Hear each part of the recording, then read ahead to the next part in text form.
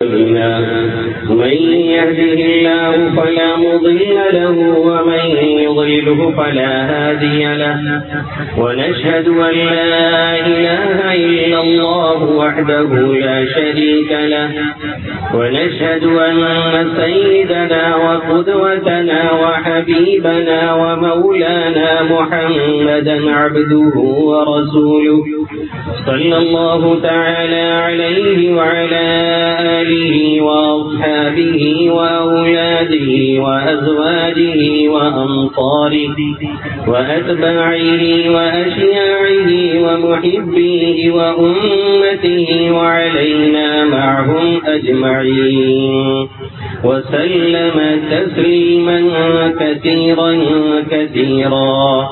أما بعد فقد قال الله تبارك وتعالى في القرآن المجيد والفرقان الحميد. أعوذ بالله من الشيطان الرجيم. بسم الله الرحمن الرحيم. ألف لام ميم ذلك الكتاب لا ريب فيه. وقال تعالى في موضع آخر لو أنزلنا هذا القرآن على جبل لرأيته خاشعا متصدعا من خشية الله وتلك الأمثال نضربها للناس لعلهم يتفكرون. وعن عبد الله بن عباس رضي الله تعالى عنهما قال النبي صلى الله تعالى عليه وسلم إن الذي ليس في جوفه شيء من القرآن كالبيت الخرب. وعن عبد الله بن مسعود رضي الله تعالى عنه قال النبي صلى الله تعالى عليه وسلم إن الله لا يعذب قلبا هو وعاء القرآن أو كما قال سيدنا وهادينا محمد صلى الله تعالى عليه وسلم. میرے محترم بزرگوں اور دوستوں، میرے غیور نوجوان ساتھیوں اور جن ماؤں اور بہنوں تک میری آواز پہنچ رہی ہے، میری مقدس پاکیزہ مائیں اور بہنیں،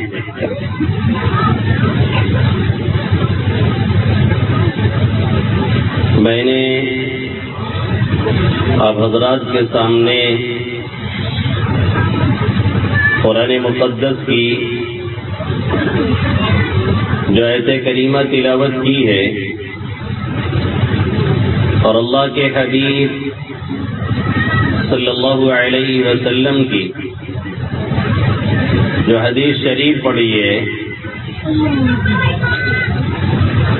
ان قرآنی آیتوں کا تعلق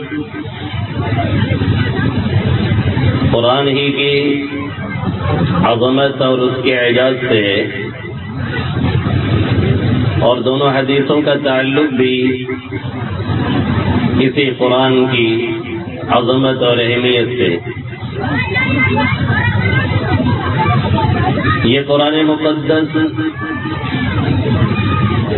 جس کے تعلق سے آپ کا یہ عظیم الشان اجلاس منعقد کیا گیا ہے، یہ قرآن مقدس جس کے لیے آج کی یہ محفل سجائی اور سنواری گئی ہے، یہ قرآن مقدس جس کے لیے ہمیں اور آپ کو بڑی دور دور سے بلایا گیا ہے اور لوگ سفر کر کے آئے ہیں، اور جس قرآن کے کچھ حاملین کی دستار بندی ہونی ہے اور جنہیں اس اسٹیج پہ کچھ دیر بعد لایا جانا ہے، ان کی دستار جو ہونی ہے وہ بھی کسی قرآن مقدس کے تعلق سے ہونی، یعنی وہ حافظ قرآن بن چکے ہیں، قرآن مجید کو انہوں نے اپنے سینے میں محفوظ کر لیا ہے، جس کی وجہ سے آج انہیں دستار فضیلت عطا کی جائے گی۔ یہ قرآن، اس کی اہمیت کیا ہے، اس کی عظمت کیا ہے اور اس کی برکات کیا ہے، اس کو سمجھنے کے لیے بہت دور نہ جا کر کے اگر ہم اور آپ اپنے اس پروگرام کو دیکھتے، اپنی آمد کے بارے میں سوچتے اور اپنے مہمانوں کی آمد کے بارے میں غور کرتے، اور جن لوگوں کو بلایا گیا اور جو انتظام کیا گیا اور اس پر جو خرچے آ رہے ہیں، اس کا جو فنڈ لوگوں نے مہیا کیا ہے، پرووائڈ کیا ہے، اگر اس کی طرف تھوڑی سی ہم نے توجہ ڈالی ہوتی اور تھوڑا سا دھیان دیا ہوتا تو ہمیں خود بخود یہ بات سمجھ میں آ جاتی کہ کوئی عظیم کتاب ہے، بہت ہی عظمت والی کتاب ہے، جس کے نام پر اس محفل کو سجایا اور سنوارا جا رہا ہے اور سنوارا گیا ہے۔ یہ قرآن کتنا عظیم ہے، اس کی عظمت کتنی بڑھی ہوئی ہے، اس کی عظمت کا اندازہ لگانے کے لیے اللہ کے حبیب صلی اللہ علیہ وسلم کے احادیث کی طرف نگاہ ڈالنی ضروری ہے۔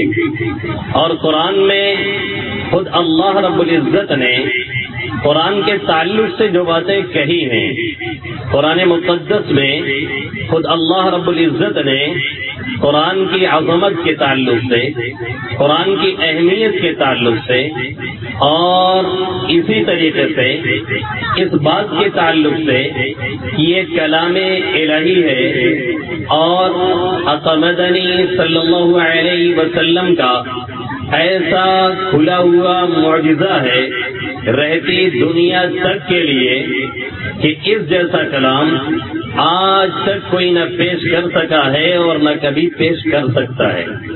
نہ معلوم کتنے آئے ہیں اور جائیں گے، اور کتنے اب تک آئے ہیں اور آ چکے ہیں اور آتے رہیں گے صبح قیامت تک، بلکہ قیامت کے بعد بھی دخول جنت اور جنت میں جانے کے بعد اس کے درجات کے حصول تک، اور اسی طریقے سے خود اللہ رب العزت کے زبان سے یہ کہہ لیا جائے کہ اللہ رب العزت کی تلاوت سننے تک اس کا سلسلہ جاری رہے گا۔ یہی وہ قرآن ہے جس کے بارے میں اللہ کے حبیب صلی اللہ علیہ وسلم نے اس وقت جب کہ آپ غار حرا میں تشریف فرما تھے، جب کہ آپ غار حرا میں جا کر کے کچھ اپنے طور سے عبادت کیا کرتے تھے۔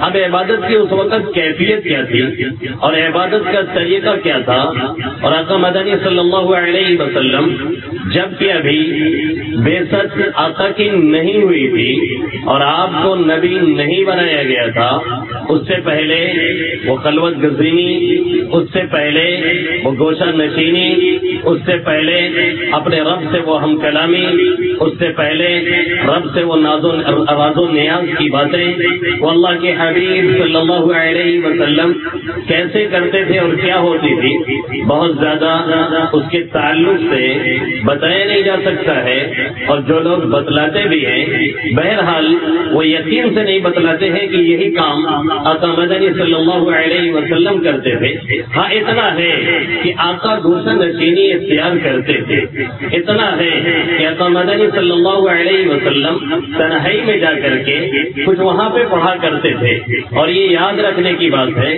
جب تک یہ تنہائی کچھ دیر کے لیے اختیار نہیں کی جاتی ہے، جب تک مخلوق سے رابطہ منقطع کر کے، لوگوں سے تعلقات کاٹ کر کے، تمام چیزوں سے بالکل الگ ہو کر کے تھوڑی دیر کے لیے کوئی ایک گوشہ، کوئی ایک کنارہ مسجد کا کوئی ایک کونا، گھر کے کسی کونے میں جا کر کے بیٹھ کر کے رب سے راز و نیاز کی باتیں نہیں کی جاتی ہیں، تب تک دل کی کیفیت کبھی بدلتی نہیں ہے اور دل کبھی سنورتا نہیں ہے اور کبھی سدھرتا نہیں ہے۔ ایسی جگہ 24 گھنٹے میں سے کچھ وقتوں کے لیے ضرور ہونی چاہیے جہاں ہم ہوں، ہمارا رب ہو، جہاں ہم ہوں اس سے راز و نیاز کی باتیں ہوں، جہاں ہم ہوں اللہ رب العزت سے ہم کچھ کہہ رہے ہوں، اپنے دل کی باتیں، اپنے دل کا درد، اپنے گھر کا درد، اپنے امت کا درد وہاں پہ جا کر کے بیان کیا جا رہا ہو، کوئی تیسرا نہ ہو، کوئی اور نہ ہو، وہاں پہ کچھ اور بات ہوا کرتی ہے۔ یہ سلسلہ آج ہم سے اور آپ سے تقریباً ختم ہو چکا ہے۔ اللہ کے حبیب صلی اللہ علیہ وسلم غار حرا میں پہنچ کر کے کچھ عبادت وغیرہ کیا کرتے تھے۔ اتنے میں ایک مرتبہ جبرائیل امین بالکل اپنی اصلی شکل اور اصلی صورت میں نظر آئے، جن کی کیفیت یہ ہے کہ ان کا ایک سرا آسمان پہ پہنچ رہا ہے اور دوسرا سرا زمین پہ پہنچ رہا ہے۔ ان کے 600 بازو ہیں جن کو انہوں نے کھول رکھا ہے، زمین اور آسمان کی فضا کو انہوں نے گھیر رکھا ہے۔ یہ ان کی کیفیت ہے۔ بعض فرشتوں کے 2 بازو ہیں، بعض کے 3 ہیں، بعض کے 4 ہیں، بعض کے اس سے کہیں زیادہ ہیں۔ اللہ رب العزت نے جس کا بیان سورہ فاطر میں اس انداز سے کیا ہے، الحمدللہ فاطر السماوات والارض جاعل الملائکۃ رسلا، الحمدللہ فاطر السماوات والارض جاعل الملائکۃ رسلا اولی اجنحۃ مثنى وثلاث ورباع يزيد في الخلق ما يشاء ان اللہ على كل شيء قدیر۔ تمام تعریفیں اس اللہ کے لیے ہیں۔ الحمدللہ فاطر السماوات والارض جاعل الملائکۃ رسلا، جو آسمان و زمین کو پیدا کرنے والا ہے، جو آسمان و زمین کو وجود بخشنے والا ہے۔ فاطر السماوات والارض جاعل الملائکۃ رسلا، جو فرشتوں کو پیغامبر بنا کر کے بھیجتا ہے، وہ پیغام رسانی کا کام دیتے ہیں۔ اولی اجنحہ، جن کے بازو ہیں، جو فرشتے پردار بازو رکھنے والے ہیں، کسی کے 2 ہیں، کسی کے 3 ہیں، مثنى وثلاث ورباع، اور کسی کے 4 ہیں۔ اللہ فرما رہا ہے اتنا ہی پہ بس نہیں ہے، یزید فی الخلق ما یشاء، بناوٹ میں ہم جو چاہتے ہیں اضافہ کرتے ہیں۔ یہ جبرائیل امین ہے جو آج اپنی اصلی شکل و صورت میں آئے ہیں، اللہ کے حبیب صلی اللہ علیہ وسلم سے آ کر کے ملاقات کرتے ہیں، حضرت مدنی صلی اللہ علیہ وسلم سے آ کر کے کہتے ہیں اب آپ پڑھیے، اب وحی کا نزول ہو رہا ہے اور اقرأ باسم ربک الذی خلق کا نزول ہو رہا ہے۔ اب حضرت مدنی صلی اللہ علیہ وسلم سے پڑھنے کو کہا جا رہا ہے۔ آپ صلی اللہ علیہ وسلم کیا فرماتے ہیں، ما انا بقارئ، میں پڑھ نہیں سکتا ہوں، یا یہ کہ میں پڑھا ہوا نہیں ہوں۔ اگر کوئی چیز وہ دکھا کر کے پڑھوا رہے تھے جیسا کہ بعض روایتوں سے ایسا لگتا ہے، تو پھر مطلب یہ ہوا کہ میں ایسا پڑھا ہوا نہیں ہوں جو اسے دیکھ کر کے پڑھ سکتا ہوں، اور اگر یہی پڑھوا رہے تھے تو مطلب یہ ہے کہ میں اس وقت نہیں پڑھ سکتا ہوں، وہی کے ذکر کی وجہ سے، اس کے بوجھ کی وجہ سے، بہرحال جو بھی وجہ رہی ہو، حضرت مدنی صلی اللہ علیہ وسلم ان سے فرماتے ہیں ما انا بقارئ، میں پڑھا ہوا نہیں ہوں یا میں پڑھ نہیں سکتا ہوں۔ آپ صلی اللہ علیہ وسلم نے فرمایا جبرائیل امین نے مجھے گلے لگایا، مجھے زور سے بھیجا، مجھے زور سے دبوچا، حتی بلغ منی الجہد، یہاں تک کہ مجھے مشقت کی انتہا کو پہنچ گیا، مشقت کی انتہا ہونے لگی۔ اس کے بعد انہوں نے چھوڑا اور چھوڑ کر کے فرمایا اقرأ، پڑھیے۔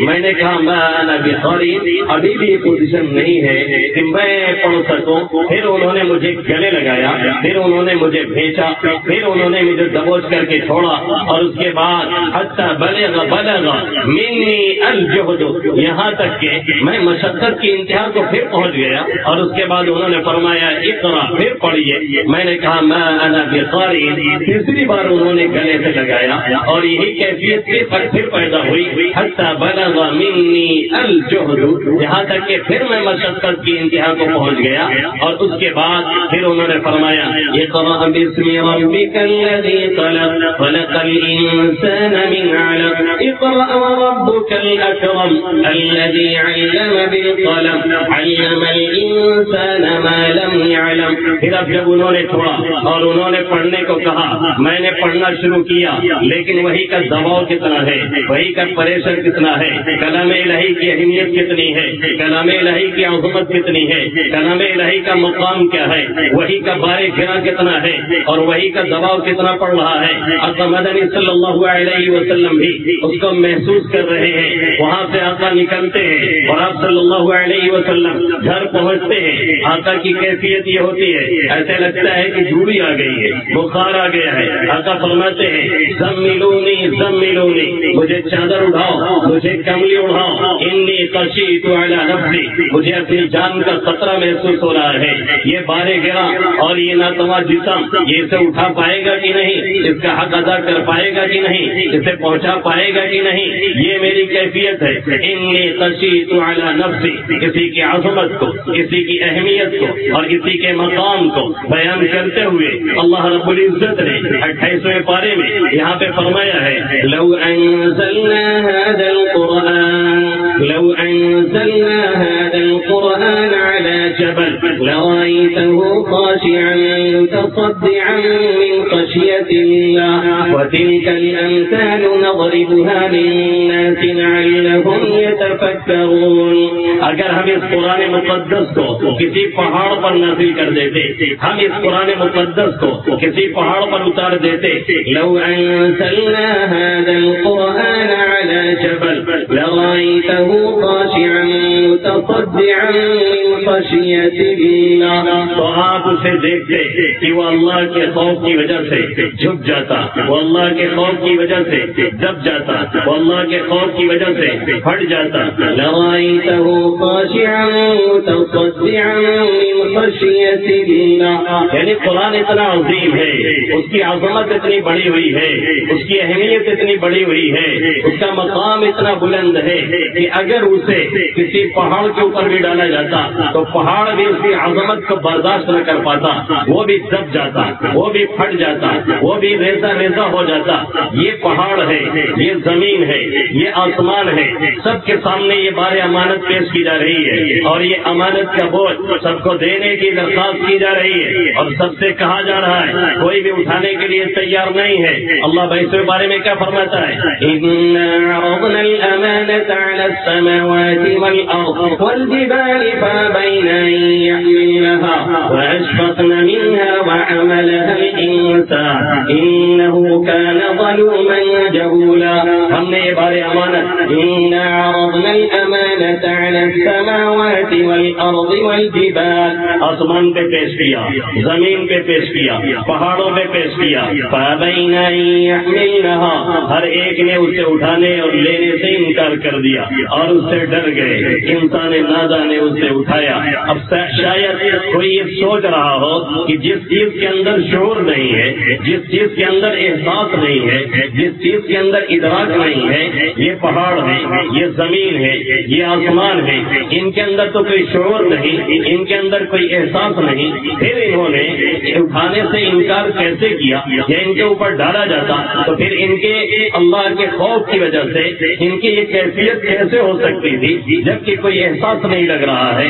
یاد رکھنے کی بات ہے یہ شعور اور یہ احساس اللہ رب العزت نے جیسے ہمارے اندر رکھا، جیسے آپ کے اندر رکھا، ایسے ہی اللہ رب العزت نے جانوروں میں رکھا ہے، ایسے ہی اللہ رب العزت نے ہر متنفس میں رکھا ہے، ایسے ہی اللہ نے زمین اور آسمان کے اندر بھی رکھا ہے. یہ احساس کیسا ہے اور کس درجے کا ہے اور شعور کی کیا کیفیت ہے وہ اللہ ہی جانتا ہے، لیکن ان کے اندر بھی یہ احساس رکھا گیا ہے جس کی بنیاد پہ وہ اللہ کی تصدیق کرتے ہیں، اس کی تفسیر بیان کرتے ہیں. یہ اور بات ہے کہ ہمیں اور آپ کو سمجھ میں نہ آئے، اللہ خود قرآن مقدس میں فرماتا ہے وَإِن مِّن شَيْءٍ إِلَّا يُسَبِّحُ بِحَمْدِهِ وَلَكِن لَّا تَفْقَهُونَ تَسْبِيحَهُمْ. جتنی بھی چیز ہیں، جو بھی چرند ہے، جو بھی پرند ہے، جو بھی متنفس ہے یا غیر متنفس ہے، سارے کے سارے اللہ رب العزت کی تسبیح بیان کرتے ہیں. وَإِن مِّن شَيْءٍ إِلَّا يسبح بحمده ولكن لا تفقهون تسبيحهم، لیکن تم ان کی تسبیح سمجھتے نہیں ہو۔ بکریاں بھی اپنا تسبیح بیان کر رہی ہیں، مرغیاں بھی تسبیح بیان کرتی ہیں، گائے بیل بھینس بھی تسبیح بیان کرتے ہیں، جو جانور بولتے ہیں وہ بھی تسبیح بیان کرتے ہیں۔ اسی طریقے سے شجر ہو، حجر ہو، کنکر ہو، پتھر ہو، زمین کا کوئی ذرہ ہو، آسمان کا کوئی حصہ ہو، سارے کے سارے اس کی تسبیح میں محو ہیں اور مست ہیں، سارے کے سارے اس کی تسبیح بیان کرتے ہیں۔ لیکن تسبیحات یہ ہمیں سمجھ میں نہیں آتی ہے۔ جیسے ایک شخص انگریزی نہیں پڑھا ہوا ہے، اس کے سامنے اگر کوئی انگریز بولنے لگے تو کیا سمجھے گا کہ یہ مینیا رہا یا بھیبے کر رہا ہے، اس کے علاوہ اسے کچھ نہیں سمجھ میں آئے گا۔ کیوں؟ اس لیے کہ اسے وہ لینگویج معلوم نہیں ہے، اسے وہ زبان نہیں معلوم ہے۔ تو ایسا نہیں ہے کہ وہ بول نہیں رہا ہے، ایسا نہیں ہے کہ وہ کچھ کہہ نہیں رہا ہے، ایسا نہیں ہے کہ وہ اپنی زبان میں تسبیح نہیں پڑھ رہا ہے، ایسا نہیں ہے کہ وہ اپنی زبان میں کلام نہیں کر رہا ہے، ایسا نہیں ہے کہ وہ اپنی زبان میں کچھ سمجھا نہیں رہا ہے آپ کو۔ یہ اور بات ہے کہ ہمیں اس کی زبان معلوم نہیں ہے، ہمیں ان کی لینگویج معلوم نہیں ہے، ہمیں ان کی لغت معلوم نہیں ہے، جس کی وجہ سے ہمیں لگتا ہے کہ وہ کچھ بول نہیں رہا ہے۔ یہی حال اور چیزوں کا ہے۔ ساری چیزیں رب کی تسبیح بیان کرتی ہیں، ساری چیزیں رب کی تحمید کرتی ہیں، لیکن ہمیں اور آپ کو یہ پتہ نہیں چلتا ہے کہ کون کب تسبیح میں ہے اور کون کب تسبیح میں نہیں ہے۔ اسی کو اللہ فرما رہا ہے وَإِن مِّن شَيْءٍ إِلَّا يُسَبِّحُ بِحَمْدِهِ وَلَكِن لَّا تَفْقَهُونَ تَسْبِيحَهُم۔ جتنی بھی چیزیں ہیں وہ ساری کی ساری چیزیں، جتنے بھی چرند ہیں، جتنے بھی پرند ہیں، جتنے بھی شجر و حجر ہیں، سب اللہ کی تسبیح بیان کرتی ہیں۔ مشکل یہ ہے کہ تمہیں ان کی تسبیح سمجھ میں نہیں آتی ہے، لیکن اس کا مطلب یہ نہیں کہ ان کے اندر شعور نہیں، اس کا مطلب یہ نہیں ان کے اندر احساس نہیں، اس کا مطلب یہ نہیں ان کے اندر ادراک نہیں۔ ساری چیزوں کے اندر کچھ نہ کچھ شعور اور احساس رکھا ہوا ہے۔ کسی بنیاد سے اللہ نے کہا کہ اگر یہ قرآن ہم زمین پہ رکھتے، اگر یہ قرآن ہم آسمان پہ رکھتے تو سب انکار کر بیٹھتے ہیں۔ اسی طریقے سے اگر یہ قرآن پہاڑوں پہ رکھا جاتا اور یہ بار امانت پہاڑوں کو دیا جاتا لَرَأَيْتَهُ خَاشِعًا مُتَصَدِّعًا مِّن خَشْيَةِ اللَّهِ، تو اسے دیکھتا کہ وہ اللہ کے خوف کی وجہ سے دب جا رہا ہے، اللہ کے خوف کی وجہ سے پھٹا جا رہا ہے۔ یہ اللہ کیوں بیان کر رہا ہے؟ یہ قرآن کی عظمت کو کیوں بیان کر رہا ہے؟ یہ قرآن کی اہمیت کو کیوں بیان کر رہا ہے؟ یہ قرآن کے بارے میں اللہ یہ آیت کیوں نازل کر رہا ہے؟ کسی گائے کے لیے نہیں، کسی بیل کے لیے نہیں، کسی بھینس کے لیے نہیں، کسی ایرے گہرے کے لیے نہیں، ہمارے اور آپ ہی کے لیے، یہ حضرت انسان ہی کے لیے، تاکہ یہ دیکھیں، تاکہ یہ پڑھیں، تاکہ یہ سمجھیں، تاکہ یہ سوچیں، تاکہ یہ تدبر کریں، تاکہ یہ تفکر کریں، تاکہ یہ غور فکر کریں اور اس کے احکامات کو لے کر کے اس پر عمل کر کے اپنی دنیا اور آخرت سنواریں۔ وَتِلْكَ الْأَمْثَالُ نَضْرِبُهَا لِلنَّاسِ لَعَلَّهُمْ يَتَفَكَّرُونَ۔ ہم یہ مثالیں لوگوں کے واسطے بیان فرماتے ہیں تاکہ لوگ غور فکر کریں، تاکہ لوگ غور فکر سے کام لیں۔ اس کی عظمت کیا ہے، اس کا مقام کیا ہے؟ وہ قرآن مقدس اللہ کے حبیب صلی اللہ علیہ وسلم پر نازل ہوتا ہے۔ مدنی صلی اللہ علیہ وسلم وہاں سے چلتے ہیں اور آ کر کے کہتے ہیں انی خشیت علی نفسی، مجھے اپنی جان پہ خوف ہو رہا ہے۔ آقا مدنی پہ جب نازل ہوتا ہے، امی جان حضرت عائشہ صدیقہ رضی اللہ تعالی عنہ فرماتی ہے آقا کی کیفیت یہ ہوتی ہے کہ ادھر وحی کا نزول ہو رہا ہے، جیسے لگتا ہے کہ آقا نیم بے ہوشی میں چلے گئے ہیں، پسینہ پسینہ آقا مدنی صلی اللہ علیہ وسلم ہو جاتے۔ موسم کوئی بھی ہو، قرآن کی عظمت وہ ہے اور وحی کی وہ کیفیت آقا مدنی صلی اللہ علیہ وسلم میں پڑتی تھی کہ آپ صلی اللہ علیہ وسلم جیسا جری اور بہادر انسان، آپ صلی اللہ علیہ وسلم جیسا انسان جس کے مقابلے میں کوئی رکنے والا نہیں، کوئی ٹکنے والا نہیں۔ عرب کے مشہور سے مشہور پہلوانوں نے آقا مدنی صلی اللہ علیہ وسلم سے مقابلے کی بات کی، لیکن کوئی آپ سے ٹکر نہیں لے سکا۔ رکانا پہلوان اس زمانے کا بہت ہی بڑا پہلوان ہے۔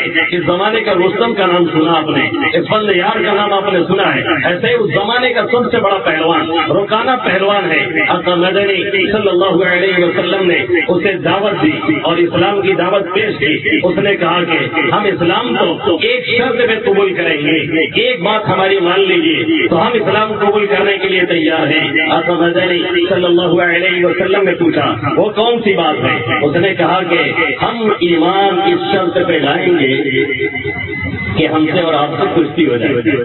اگر آپ نے ہم کو پٹک دیا تب تو ہم ایمان قبول کر لیں گے، اور اگر ہم نے آپ کو پچھاڑ دیا تو ہم ایمان قبول نہیں کریں گے. ہم اور آپ ہوتے تو شاید میدان چھوڑ کے بھاگے ہوتے. ہماری اور آپ کی جو کنڈیشن ہے اس کے دور میں، اور ہماری اور آپ کی جو پوزیشن ہے کہ بس الامان الحفیظ، گھٹکا ہم پوچھ لیں، پان پکار بیٹھ کر کے کھا لیں، گھنٹے بھر کچھ تبصرے کر لیں، اور اچھی غذا چاہیے. اس کے بعد نہ کسی کو ہلنے کے کہو، نہ کسی کو دوڑنے کو کہو، نہ کسی کو ورزش کو کہو، نہ کسی کو محنت کو کہو، نہ جفا کشی کہیں دیکھنے کو ملتی ہے. یہ قوم مسلم کا شیوا بنتا چلا جا رہا ہے، جس کو ہمارے یہاں کہتے ہیں علیہ ہو گئے، یعنی ایک دم سے بیکار ہے، کسی کام کے نہیں ہے. اللہ کے حبیب صلی اللہ علیہ وسلم اسے یہ کہہ سکتے تھے کہ میں تبلیغ کرنے آیا ہوں، کشتی لڑنے نہیں آیا ہوں. آقا مدنی صلی اللہ علیہ وسلم یہ کہہ کر کے وہاں سے جا سکتے تھے کہ ہم آئے ہیں کلمے کی دعوت دینے، ہم آئے ہیں تمہیں نماز بتانے، ہم آئے ہیں تمہیں توحید سکھلانے، ہم آئے ہیں تمہیں یہ بتلانے کہ اللہ صرف ایک ہے، لارڈ اور گاڈ وہی ہے، رشی اور وہی ہے، خدا وہی ہے، دوسرا کوئی نہیں ہے، وہی سب کچھ کرنے والا ہے، اس کے علاوہ کوئی کچھ کر نہیں سکتا ہے. آقا مدنی صلی اللہ علیہ وسلم نے یہ بہانے بازیاں نہیں کی. آقا نے فرمایا ٹھیک ہے آ جاؤ، اور جیسے ہی سامنا ہوتا ہے آقا مدنی صلی اللہ علیہ وسلم اسے پکڑتے ہیں اور اٹھا کر کے پٹکتے ہیں. اوڑھ کے کھڑا ہوتا ہے اور کہتا ہے کہ یہ جھٹکے میں گر گئے تھے، ایک مرتبہ پھر آقا نے فرمایا پھر آ جاؤ. اس کے بعد پھر کشتی شروع ہوئی. آپ صلی اللہ علیہ وسلم نے اٹھایا اور اٹھا کر کے پھر زبر تھا تو کہنے لگا کہ ابھی ایک مرتبہ آؤ، 3 مرتبہ. جب گڑبڑ ہوتا ہے تو لوگ کہتے ہیں نا 3 مرتبہ پورا کر لیا جائے، جس کو ہمارے یہاں کہتے ہیں مان نہیں کیوں تلیا کی 3 دن. اب پتہ نہیں اس کے پیچھے راز کیا ہے اس مثال کے، لیکن کچھ لوگ یہ مثال بولتے ہیں. آج تک یہ نہیں پتا چل سکا کہ کیوں بولتے ہیں. بہت پتہ لگایا، کوشش کی، لیکن وجہ نہیں معلوم ہوئی. اس نے کہا 3ری مرتبہ ہم کو یہاں پہ لڑنا ہے آپ سے. آقا مدنی صلی اللہ علیہ وسلم نے پھر اٹھایا اور پھر اسے پٹکا. نتیجہ یہ نکلا کہ یہ کہتے ہوئے وہاں سے چل دیا کہ بہت بڑا جادوگر ہے، اس کا جادو ہر جگہ چلتا ہے. کوئی شاعر نے کہا ہے اور بہت بڑا کہا ہے، رکانا پہلواں ملک عرب کا رستم اعظم، رکانا پہلواں ملک عرب کا رستم اعظم، کیا اسلام لے آنے کے اس نے شرط مستحکم. اس نے بڑی مضبوط شرط لگائی تھی اسلام لانے کے لیے. وہ مضبوط اپنے اعتبار سے تھی، آقا کے اعتبار سے مضبوط نہیں تھی، ایک دم عوام منصورہ تھی.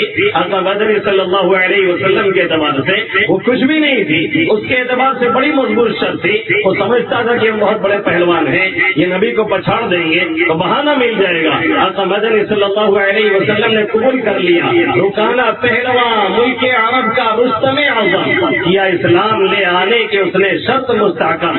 میں لے آؤں گا ایما تم سے کشتی میں اگر ہارا. رسول اللہ نے پکڑا اٹھایا اور دے مارا. دوبارہ اور سہبارہ اٹھا اپنا لیے کسبل، دوبارہ اٹھا اور سہبارہ اٹھا، پوری طاقت کے ساتھ آیا. دوبارہ اور سہبارہ اٹھا اپنا لیے کسبل. نبی نے پھر پچھاڑا، عقل اس کی ہو گئی مختل. یہ آقا مدنی صلی اللہ علیہ وسلم کی حالت ہے. حدیث میں آتا ہے کہ آقا کو 30 یا 40 مردوں کے برابر طاقت دی گئی، اور وہ جنتی مردوں کے برابر، اور ایک مرد کی جنت کے 40 مردوں کے برابر طاقت ہوتی ہے. اس اعتبار سے میرے نبی کی طاقت 4000 مردوں کے برابر پہنچتی ہے.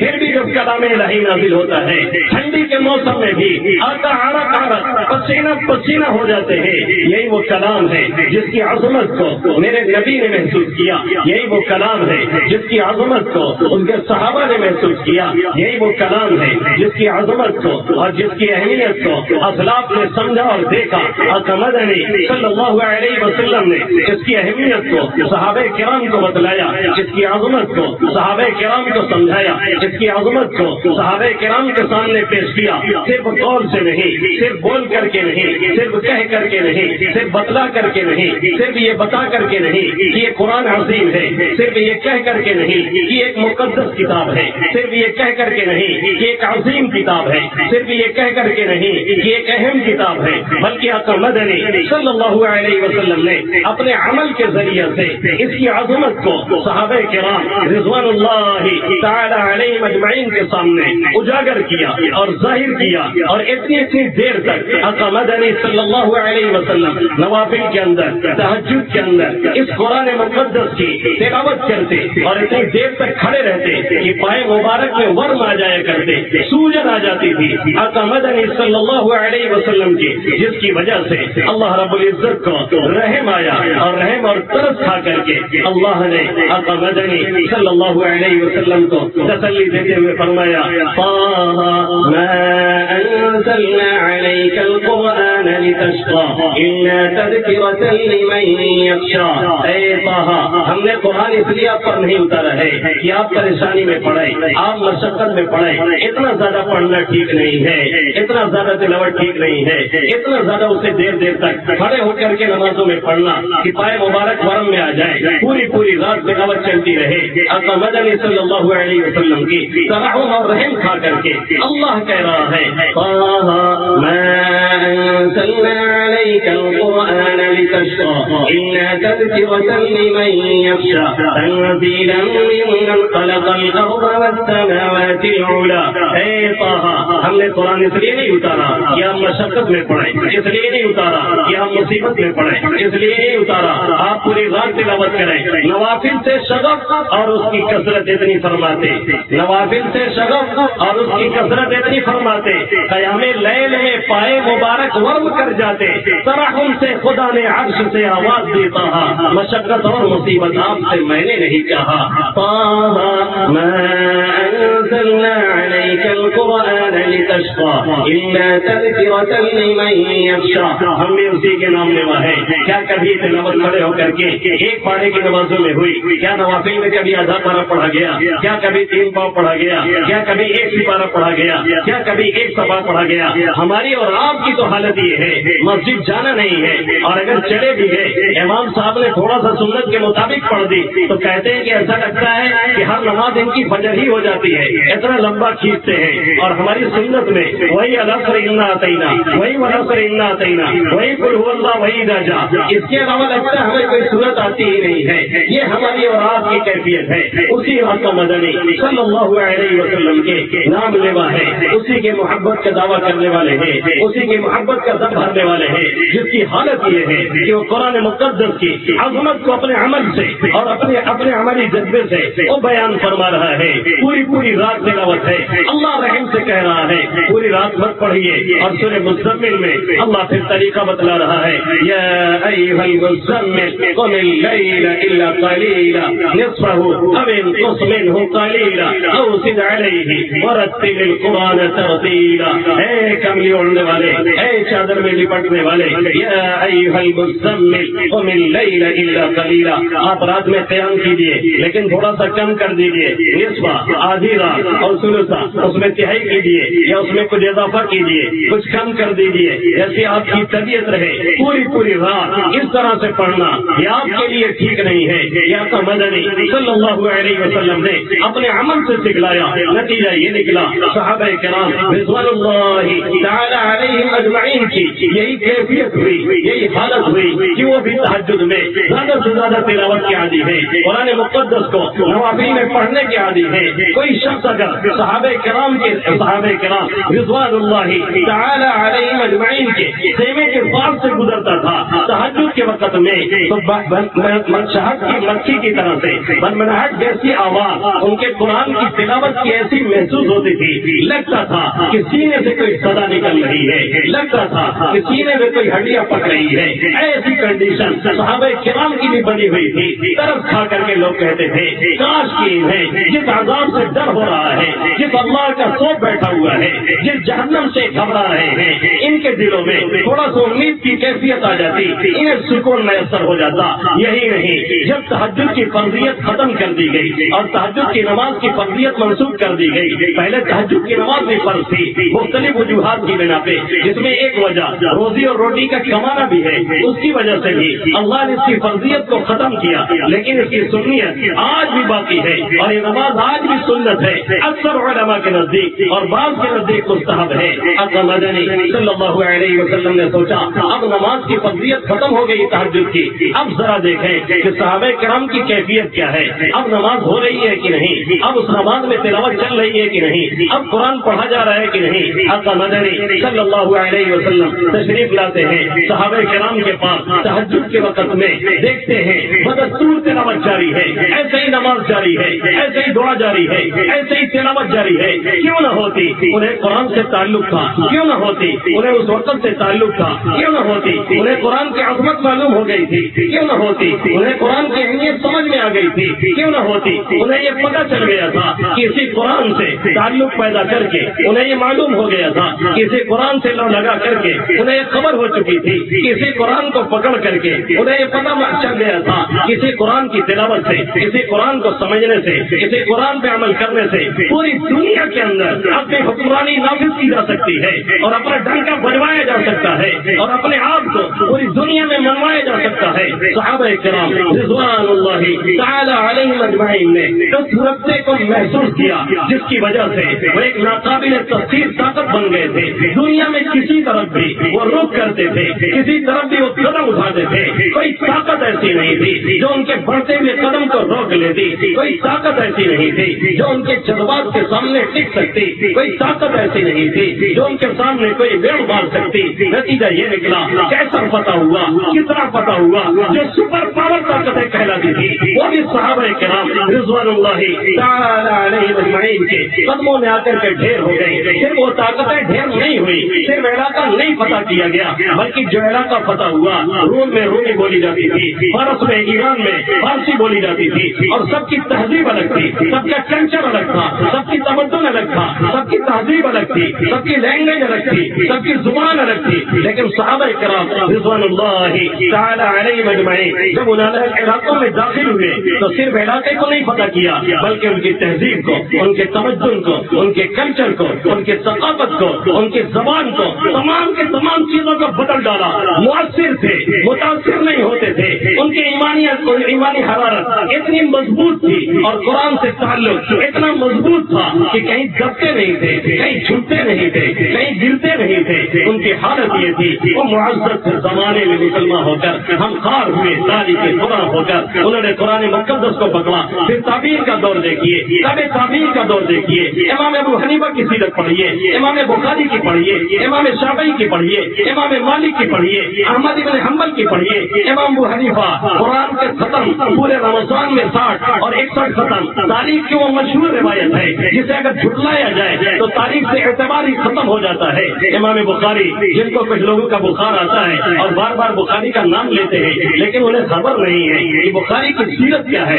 امام بخاری دو قرآن پورے دن میں ختم کیا کرتے تھے، اور یہی نہیں ہر ختم قرآن کے موقع سے پھر دعائیں مانگتے تھے اور کہتے تھے کہ قرآن کے مکمل ہونے پہ اللہ دعا قبول فرمایا کرتا ہے۔ وہ حنیفہ جن کے ہم لوگ نام لیوا ہیں، جن کے ہم لوگ مقلد کہلاتے ہیں، جن کے ہم اتباع کرنے والے مانے جاتے ہیں، جن کے مسائل میں ہم پیچھے چلتے ہیں، لیکن ہم نے ان کے احوال کو، ہم نے ان کی کیفیات کو، ہم نے ان کے تعلق بالقرآن کو کبھی غور سے پڑھا نہیں۔ امام صاحب کی حالت یہ ہوتی تھی ایک ایک آیت سے پوری پوری رات ختم کر دیا کرتے تھے، اتنا روتے تھے، اتنا روتے تھے قرآن پڑھتے ہوئے کہ پڑوسیوں کو رحم آ جاتا تھا۔ لوگ دعا کرتے تھے اے اللہ ان کے دل میں امید کی کیفیت ڈال دیجیے تاکہ ان کا رونا کم ہو جائے، جنت کی امید زیادہ بنے، جہنم سے خوف کم ہو تاکہ یہ کم روئے۔ ایک روز آئے امام صاحب امام وقت کے پیچھے، یعنی جو امام نماز پڑھا رہا تھا اس کے وقت کے پیچھے کھڑے ہوئے، عشاء کی نماز ہے، امام نے پڑھ دیا سورہ اذا زلزلہ اور اس میں پڑھا وَمَن يَعْمَلْ مِثْقَالَ ذَرَّةٍ خَيْرًا يَرَهُ وَمَن يَعْمَلْ مِثْقَالَ ذَرَّةٍ شَرًّا يَرَهُ۔ جو ایک ذرے کے برابر، ایک رائی کے دانے کے برابر کوئی ایک نیکی بھی کر کے آئے گا اسے بھی اس کا انجام دینا ہے، اسے بھی اس کا ثواب ملنا ہے، کہیں جانے والی نہیں ہے، کوئی برباد ہونے والی نہیں ہے۔ إِنَّ اللَّهَ لَا يُضِيعُ أَجْرَ الْمُحْسِنِينَ۔ اللہ نے نیکوکاروں کے اجر کو، ادا کرنے والے کے اجر کو برباد نہیں کرنے والا ہے۔ ایک رائی اور ذرے کے برابر بھی اگر کوئی اچھائی کہیں پہ چھینٹی اور بوئی گئی ہے اللہ اس کا اجر دینے والا ہے۔ اور اسی طریقے سے اگلی آیت میں اللہ نے فرمایا کہ فَمَن يَعْمَلْ مِثْقَالَ ذَرَّةٍ شَرًّا يَرَهُ، ایک رائی کے دانے کے برابر، ایک ذرے کے برابر بھی برائی کر کے آئے گا اسے بھی اس سے دیکھنا ہے، انجام بھگتنا ہے، کسی کو چھوڑا نہیں جائے گا اور کسی پر ظلم نہیں کیا جائے گا، ہر ایک کو برابر برابر دیا جائے گا۔ فَالْيَوْمَ لَا تُظْلَمُ نَفْسٌ شَيْئًا وَكَفَىٰ بِنَا الْحَاسِبِينَ۔ حساب لینے کے لیے ہم کافی ہیں، کسی پر ذرا برابر ظلم نہیں۔ اگر کسی کو ظلم لگتا ہے تو اس کے ہاتھوں کو، اس کے اعضاء کو، اس کی آنکھ کو، اس کے کان کو، اس کے ناک کو، اس کے پورے باڈی لینگویج کو اس کے خلاف کھڑا کر کے اس سے گواہی اس کے خلاف لی جائے گی، جس کا اللہ نے ایک جگہ نہیں مختلف جگہوں میں تذکرہ فرمایا ہے۔ جیسے امام نے یہ پڑھی، امام ابو حنیفہ علیہ رحمہ کے آنسو گرنا شروع ہوئے، نتیجہ یہ نکلا کہ پوری رات داڑھی پکڑ کر کے امام ابو حنیفہ علیہ رحمہ روتے رہے اور یہ کہتے رہے، اے وہ ذات جو ایک ذرہ خیر کی جزا خیر سے دینے والی ہے اور ایک ذرہ شر کی جزا شر سے دینے والی ہے، اپنے اس بندے نعمان ابن ثابت کو جہنم سے خلاصی دے دیجیے، جہنم سے چھٹکارا دے دیجیے۔ آج حالت یہ ہے، وہی قرآن ہے جو اس زمانے میں عظیم تھا، اس کی عظمت آج بھی ایسے ہی ہے، نہ وہ پرانا ہوا ہے، نہ وہ بوسیدہ ہوا ہے، نہ اس میں کوئی کمی آئی ہے، نہ اس میں ایک زبر کا فرق آیا ہے، نہ اس میں ایک زیر کا فرق آیا ہے قول محمد قول خدا، فرمان رہے اللہ کا، بدلے کا زمانہ لاکھ مگر قرآن نہ بدلا جائے گا۔ ساری چیزوں میں تبدیلی آتی رہی ہے، ساری چیزیں کھستی ہیں، ساری چیزیں پھٹتی ہیں، ساری چیزیں بوسیدہ ہوتی ہیں، ساری چیزوں میں کمی آتی ہے، ساری چیزوں کے پڑھنے سے اکتاہٹ محسوس ہوتی ہے، حتیٰ کہ اگر محبوب اور محبوبہ کا خط ہو تو بھی ایک دو مرتبہ پڑھنے کے بعد آدمی اکتا جاتا ہے، لیکن قرآن کی کیفیت یہ ہے 1400 سال سے پڑھا جا رہا ہے، آج بھی ہم پڑھ رہے ہیں اور سن رہے ہیں، اور جتنے پڑھو اتنے اس میں چاشنی بڑھتی چلی جاتی ہے۔ عربی کے ایک شاعر صاحب القصیدۃ البردہ کہتے ہیں، وَلَا تُعَدُّ وَلَا تُحْصَىٰ عَجَائِبُهُ وَلَا تُسَامُ عَلَى الْإِكْثَارِ بِالسَّامِ۔ نہ اس کے عجائبات شمار کیے جا سکتے ہیں، نہ اس کے عجائبات کو گنا جا سکتا ہے، اور نہ بار بار پڑھنے سے اس کو کوئی اکتاہٹ محسوس ہوتی ہے۔ ایک اور شاعر کہتا ہے، جمیع الکتب من یدرک من قرأها ملال او فطور او ساما سوى هذا الكتاب فإن فيه بدائع لا تمل إلى يوم إلى القيامة، کہ جتنی بھی کتابیں ہیں اس کے پڑھنے والے کو سستی آ جاتی ہے، اکتاہٹ آ جاتی ہے، تھکن محسوس ہوتی ہے، لگتا ہے کہ اس کو کتنی مرتبہ پڑھ لیا ہے، اب پڑھنے کی ضرورت کیا ہے، سوائے اس قرآن مقدس کے قیامت تک اس سے اکتاہٹ ہونے والی نہیں ہے۔ 1400 سال پہلے جو اس میں شدت تھی، جو اس میں چاشنی تھی، جو اس کے پڑھنے سے مٹھاس محسوس ہوتی تھی، جو اس کے پڑھنے اور سننے سے کانوں کو جو لذت ملتی تھی، آج بھی مل رہی ہے۔ لیکن مشکل یہ ہے، ہم نے سمجھا، آپ نے سمجھا، ہمارے نوجوانوں نے سمجھا، ہماری ماؤں نے سمجھا، ہمارے بوڑھوں نے سمجھا، ہماری بہنوں نے سمجھا، ہمارے بڑوں نے سمجھا کہ یہ پرانی کتاب ہو گئی ہے۔ ہم نے 7 دن بنایا اللہ کے حبیب صلی اللہ علیہ وسلم کا وہ فرمانے والی جو میرے نبی نے 1450 سال پہلے کہا تھا، ایک زمانہ آئے گا سوفرت المساجد وحلیت المصاحف، ان مسجدوں کو بہت آراستہ کیا جائے گا، بہت سجایا جائے گا، جلتے ہوئے فانوس ہوں گے، بہترین قالین ہوں گے، بڑے اونچے اونچے گنبد ہوں گے، بہترین پینٹ ہوگا، ٹائلس لگی ہوئی ہوگی، حتیٰ کہ لیٹرین بھی جگمگا رہی ہوگی۔ مسجدوں کا حال یہ ہوگا، لیکن دیکھا یہ جائے گا مساجدہم عامرہ وہی اخرا، بظاہر مسجدیں بڑی آباد ہوں گی، دور سے بڑی چمک دمک ہوگی، اندر سے ویران ہوں گی۔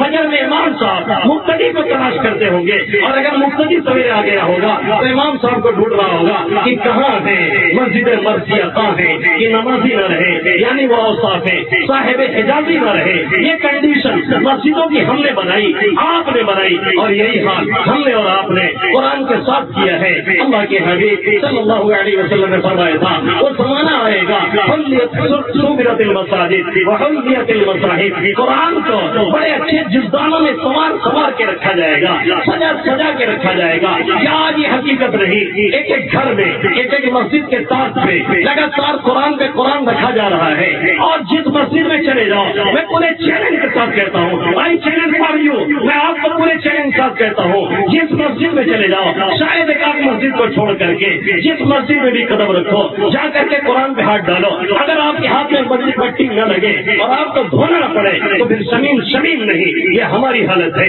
یہ آپ کی حالت ہے۔ سال گزر جاتا ہے، قرآن گھر میں اٹھایا نہیں جاتا، قرآن پڑھا نہیں جاتا، نہ باپ پڑھتا ہے، نہ ماں پڑھتی ہے، نہ بیٹا پڑھتا ہے، نہ بیٹی پڑھتی ہے، نہ دادی دادا پڑھتے ہیں، نہ نانا نانی پڑھتے ہیں۔ صورت حال یہ ہے، ایک ایک گھر میں قرآن پاکوں کی زینت بنا ہوا ہے، ہے ہم اسے پڑھتے نہیں, ہم اسے لیتے نہیں. ہر شخص کو شکایت ہے گھر میں پریشانی بہت ہے, ہر شخص کو شکایت ہے گھر میں برکت نہیں ہے, ہر شخص کو شکایت ہے ہمارا بیٹا 50,000 منتھلی بھیجتا ہے پھر بھی پورا نہیں پڑتا ہے. کوئی کہتا ہے کھانے والے 5-10 ہی ہیں لیکن کہیں کہیں پنسیری آٹا بننے کہاں چلا جاتا ہے کچھ پتا نہیں چلتا ہے.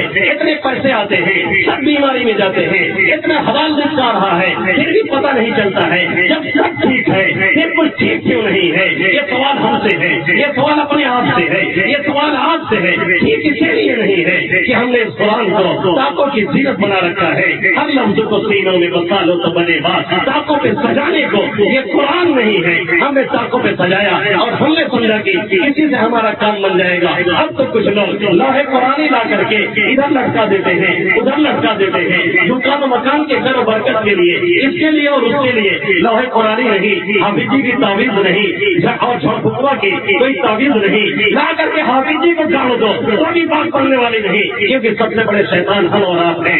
ہم نے بغاوت کی ہے اللہ سے, ہم نے بغاوت کی ہے اس کے حبیب صلی اللہ علیہ وسلم سے, ہم نے بغاوت کی ہے اس کے قرآن مقدس سے. جب رب ناراض ہے اس کا نبی ناراض ہے اس کا کلام ناراض ہے, تمام کی تمام چیزیں ناراض رہیں گی. کبھی عزت ملنے والی نہیں, کبھی عافیت ملنے والی نہیں. اللہ کے حبیب صلی اللہ علیہ وسلم فرما رہے ہیں, عمر فاروق رضی اللہ تعالیٰ عنہ روایت کرتے ہیں اللہ کے حبیب صلی اللہ علیہ وسلم فرماتے ہیں ان اللہ یرفع بهذا الكتاب اقواما ويضع به آخرین. اللہ اس قرآن مقدس کے ذریعہ نہ معلوم کتنے قوموں کو رفعت و بلندی بخشتا ہے اور بخشتا رہے گا, اور نہ معلوم کتنوں کو اس کی وجہ سے ذلت کے گڑے میں ڈالتا ہے. رفعت اسے دیتا ہے جو اسے پڑھتا ہے, بلندی اسے دیتا ہے جو اس کی تلاوت کرتا ہے, بلندی اسے دیتا ہے جو اسے لے کر کے بیٹھتا ہے, بلندی اسے دیتا ہے جو اس کو دیکھتا ہے, بلندی اسے دیتا ہے جو اس کو سمجھنے کی کوشش کرتا ہے. اگر خود نہیں پڑھ سکتا ہے کسی سے پڑھنے کی کوشش کرتا ہے,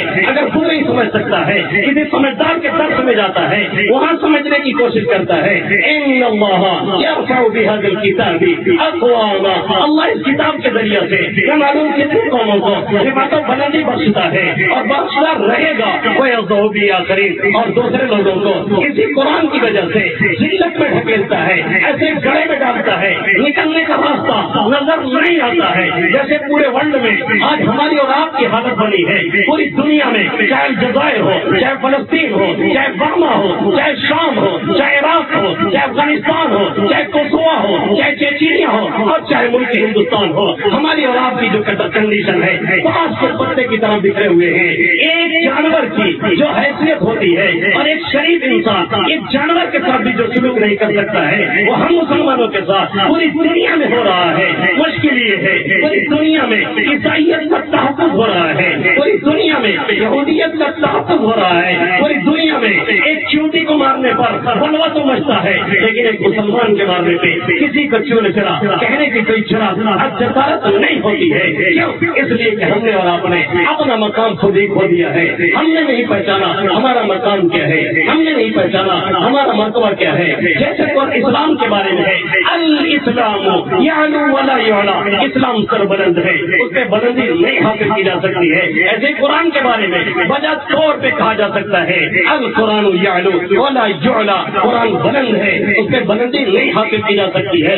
شرط یہ ہے بلند ہونے کے لیے اس سے تعلق پیدا کرنا پڑے گا, اس سے لگاؤ پیدا کرنا پڑے گا. ایک معجزہ ہے, ایک میریکل ہے قیامت تک کے لیے, اور معجزہ ہے سب کو عاجز کرنے والی کتاب ہے. جو اس سے لو لگائے گا, جو اس سے تعلق رکھے گا وہ بھی دنیا کو عاجز کر دے گا. صحابہ کرام نے اس سے تعلق پیدا کیا تھا, پوری دنیا ان کے سامنے عاجز تھی, ہم نے چھوڑ دیا. ہم پوری دنیا کے سامنے بھیگی بھیگی بنے ہوئے بیٹھے ہیں. وہ معزز تھے زمانے میں مسلمان ہو کر, ہم غار ہوئے تاریخ قرآن ہو کر. ابھی ایک ویڈیو کلپ چھوٹی سی دیکھ رہا تھا, شاید وہ فرضی ہو لیکن ہماری اور آپ کی بالکل حقیقت بیان کر رہی تھی. شام کو چھٹی ہونے لگی اسکول کے اندر, چھوٹے چھوٹے پڑھنے والے بچوں سے ان کے ٹیچر نے کہا بیٹا ایسا ہے تم لوگوں کے یہاں گھر میں کچھ نہ کچھ ریجیکٹڈ کتابیں پڑھی ہوں گی, کچھ نہ کچھ ریجیکٹڈ کتابیں پڑھی ہوگی، کل جب آنے لگنا تو ریجیکٹ کتاب لے کر کے آنا جو پڑھی نہ جاتی ہو، جس کو کوئی ہاتھ نہ لگاتا ہو، جو ادھر ادھر الماریوں میں پڑی ہوئی ہو، اسے لے کر کے آنا. ہم اپنی لائبریری میں رکھ دیں گے، جگہ بہت خالی ہے. صبح جو ہوئی اسکول میں بچے جو لے کر کے آئے تو سب بچوں کے ہاتھ میں وہی قرآن تھا. جب ٹیچر نے پوچھا یہ کیا ہے، کہنے لگے یہی وہ کتاب ہے جو ہمارے گھروں میں کنارے پہ رکھی ہوئی ہے. کوئی اسے آج پڑھنے والا نہیں ہے، نہ ہمارا جوان پڑھتا ہے، نہ ہمارے بوڑھے پڑھتے ہیں، نہ ہماری ماں پڑھتی ہے، نہ ہماری بہن پڑھتی ہے. ہمیں موقع ہے 1 گھنٹہ فری فائٹر کھیلنے کے لیے، ہمارے جوانوں کو موقع ہے پبجی میں جا کر کے اپنی آنکھ اور دماغ برباد کرنے کے لیے. ہمارے جوانوں کو موقع ہے سیریل دیکھ کر کے اپنا ٹائم، اپنا دماغ، اپنی دنیا اور آخرت دونوں برباد کرنے کے لیے. لیکن ہمیں 10 منٹ موقع نہیں قرآن لے کر کے بیٹھنے کے لیے. آج حالت یہ ہو گئی ہے، جوانوں کو چھوڑو، جوان بہنوں کو چھوڑو، بوڑھی دادی، بوڑھی نانی جن کے پاؤں قبرستان میں لٹکے ہوئے ہیں، جن کے پیٹ میں آگ نہیں ہے، منہ میں دانت نہیں ہے، وہ بھی چشمہ لگا کر کے پوتا اور پوتی سے پوچھتی ہیں بیٹا بتا اس میں آ کیا رہا ہے، ویڈیو کہاں سے چلے گی، سیریل کون چل رہا ہے. یہ حالت ہو گئی ہے. ایک ایک گھر کی، ایک ایک روم کی، ایک ایک بیڈ کو ہم نے سنیما ہال بنا کر کے رکھا ہوا ہے. پھر اس کے بعد کوئی یہاں تعویذ لے رہا ہے، کوئی وہاں سے تعویذ لے رہا ہے، کوئی وہاں سے عامل سے مل رہا ہے. جتنے عامل ہیں وہ بھی اکثر ایسے ہی فراڈیاں ہیں جو اپنے فراڈ کے چال میں لوگوں کو پھنسا کر کے اور ٹائم ویسٹ کرتے ہیں اور برباد کرتے ہیں. ہر ایک کو شکایت ہے. مولانا سوتے ہیں تو چھتا پہ دھم دھم ہوتا ہے، ایسا لگتا ہے کوئی چرپیا پکڑ کر کے ہلا رہا ہے، ایسا لگتا ہے کہ نامعلوم کیسی مصیبت آ رہی ہے. گھر کے کنواں سے کوئی ہو کرتا ہے، بہت ڈر لگتا ہے. تعویذ پہ تعویذ لا کے گاڑ رہے ہیں، کھیرا ٹھوسا جا رہا ہے ادھر سے ادھر. لیکن جو اہم چیز ہے قرآن مقدس، اسے ہم اٹھا کر کے نہیں دیکھتے. کیا ہم نے وہ اثر جو ابو ہریرہ رضی اللہ تعالیٰ عنہ نے ہمیں اور آپ کو سنایا تھا ہم نے سنا نہیں؟ اللہ کے حبیب صلی اللہ علیہ وسلم فرماتے ہیں ان البیت الذی یتلی فیہ کتاب اللہ تعالیٰ. غور سے سنیے گا، جس گھر میں اللہ کے کتاب کی تلاوت کی جاتی ہے اتصا بعلیہ، گھر والے پر وسیع ہو جاتا ہے. گھر کتنا ہی چھوٹا ہو، کمائی کتنا ہی کم ہو، پھر بھی گھر میں وسعت ہوتی ہے،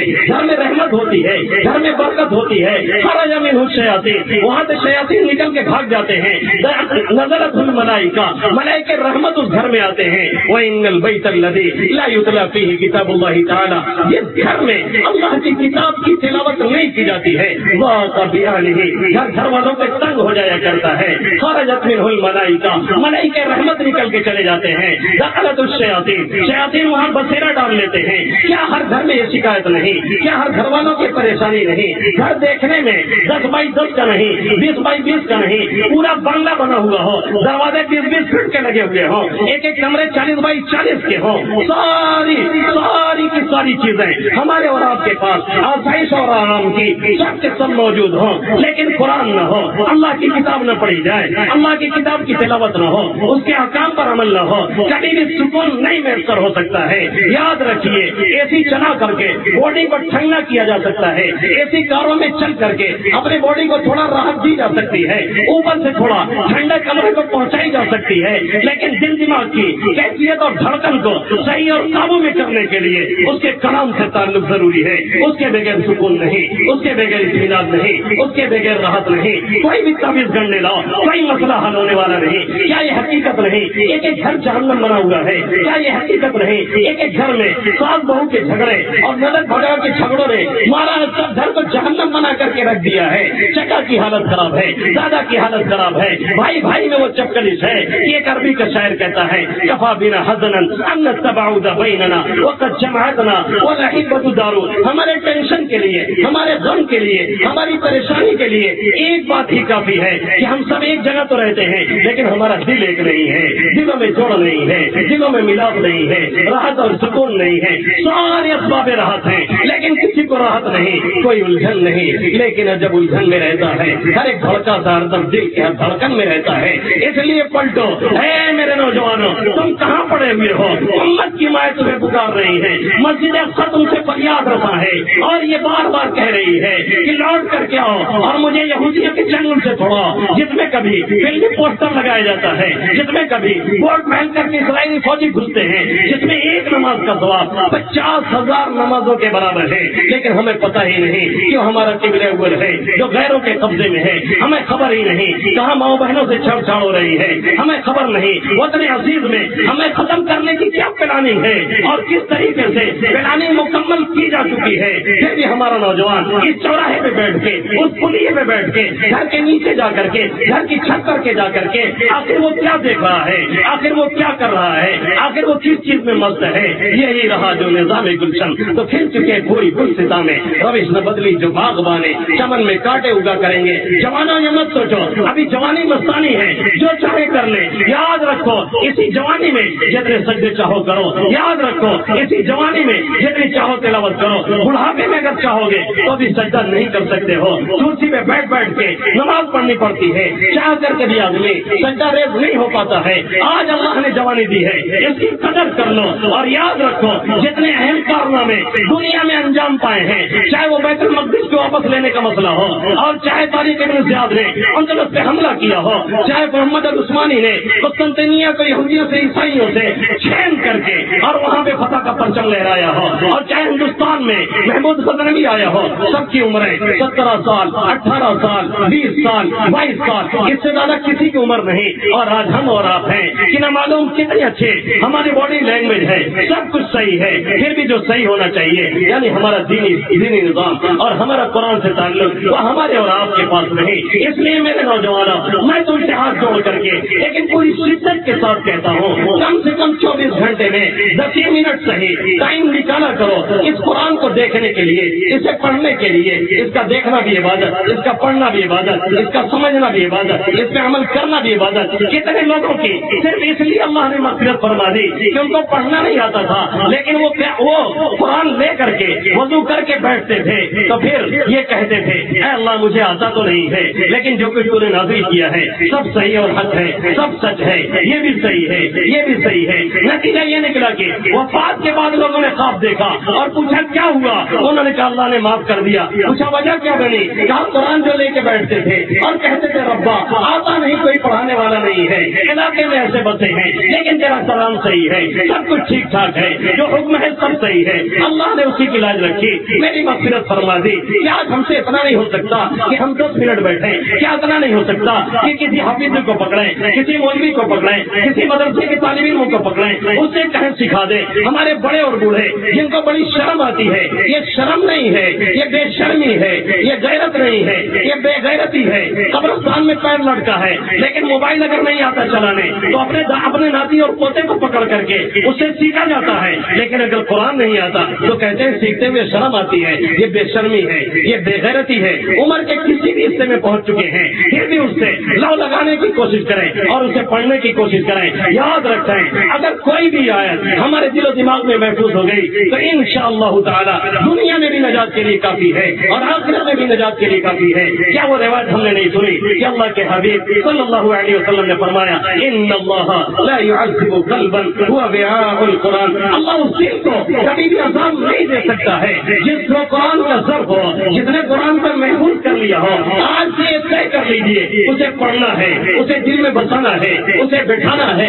اگر 24 گھنٹے میں سے کوئی وقت نکالیں، کوئی آیت یاد ہو، کوئی سورت یاد ہو، موقع نہ ملے وہی سورت دوہرا کر کے پڑھیے کچھ اس زمانے کے اندر، انشاءاللہ آپ دیکھیں گے آپ کے گھر میں بھی سکون ہے، باہر بھی آپ کو راحت ہے، آپ کو چین اور اطمینان ہے، آپ کے گاؤں میں بھی ایک نیا انقلاب دیکھنے کو ملے گا۔ لیکن یہی شرط ہے کہ ہم اور آپ پلٹے اور پلٹ کر کے جس کو ہم نے پرانی کتاب سمجھا ہے اور جس چراغ کو ہم نے یہ سمجھا کہ اس جلنے سے کوئی فائدہ نہیں اور اس کو بجھا دیا ہے وہی گل کرو تو پھر روشنی ہوگی۔ اللہ ان چند باتوں پہ مجھے بھی عمل کرنے کی توفیق نصیب فرمائے، آمین یا رب العالمین۔ شاید میرا وقت ہو گیا ہے، راؤنسر صاحب کسی انداز سے مجھے بار بار دیکھ رہے ہیں، حیات باقی، ملاقات باقی، بہت سی باتیں بھی باقی ہیں، پھر ملیں گے، پھر کریں گے انشاءاللہ تعالی۔ وما علینا الا البلاغ المبین۔